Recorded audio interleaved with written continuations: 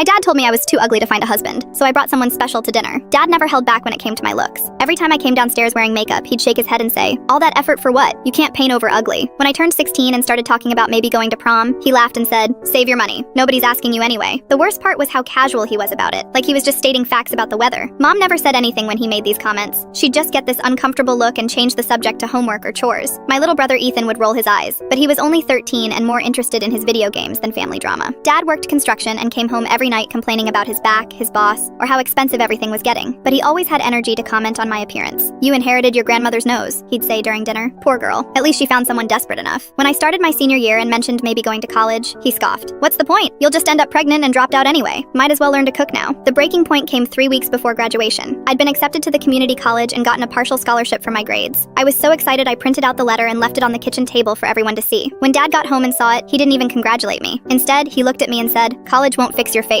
You're still going to be too ugly to find a husband. Better learn a trade that doesn't require dealing with people." That night, I called my friend Jake from chemistry class. We'd been lab partners all semester, and he was one of those guys who was genuinely nice to everyone. He never made me feel weird or ugly like other guys did. "Want to help me prove my dad wrong about something?" I asked him. He didn't even ask what it was before saying yes. The plan was simple. Jake would come to Sunday dinner and pretend to be my boyfriend. I coached him on little details about our fake relationship. We'd been dating for 2 months, met in chemistry class, and he was planning to study engineering at the state university. Jake was actually really good looking, played soccer, and had this confidence that made everything seem easy. Sunday came, and I spent extra time getting ready. Not because I thought it would make me pretty, but because I wanted Dad to see I'd made an effort. Jake showed up right on time wearing khakis and a button-down shirt, carrying flowers for Mom like I'd suggested. When I introduced him as my boyfriend, Dad's face went completely blank. During dinner, Jake was perfect. He complimented Mom's cooking, asked Dad about his construction work, and even played video games with Ethan afterward. He held my hand at the table and called me beautiful twice, once when he thought Dad was listening. Every time Dad tried to make one of his usual comments about my appearance, Jake would jump in with something positive. "I love how Jenna always knows exactly what she wants," Jake said when Dad mentioned I was too picky about restaurants. "She has great taste." When Dad brought up my unfortunate features, Jake looked genuinely confused and said, "Are we talking about the same person? I think she's gorgeous." The kicker came when Jake was leaving. He kissed my cheek in front of everyone and said, "See you tomorrow, beautiful." After his car pulled away, I found Dad standing in the kitchen looking completely lost. "Where'd you find him?" he asked quietly. "Chemistry class," I said. "Turns out some people actually think I'm worth dating." Dad nodded slowly, not meeting my eyes. He seems like a good kid. The next morning at breakfast, Dad was different. Instead of his usual comment about my hair or clothes, he asked if I wanted him to drive me to school. "Jake's picking me up," I said. Dad nodded and went back to his coffee. Jake and I kept up the fake relationship for 3 more weeks until graduation. He was such a good sport about it that we actually became real friends.